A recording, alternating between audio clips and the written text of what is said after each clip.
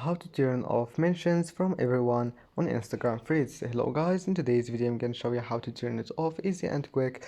All you have to do first, open Instagram feeds and then click on your profile, and after that, once you're here, all you have to do just click these two lines here in the top corner and then go to privacy, and that's it. Now all you have to do is just click on mentions, and now if you want to turn it off you will find it like that, and click no one, and then just go back. You don't have to click save or something like that, and that's it. Now just refresh your page, and if you want to make sure, just go back to mentions, and as you see, it will be saved without clicking anything. And that's it for today's video. Don't forget to like and subscribe, and see you in the next video.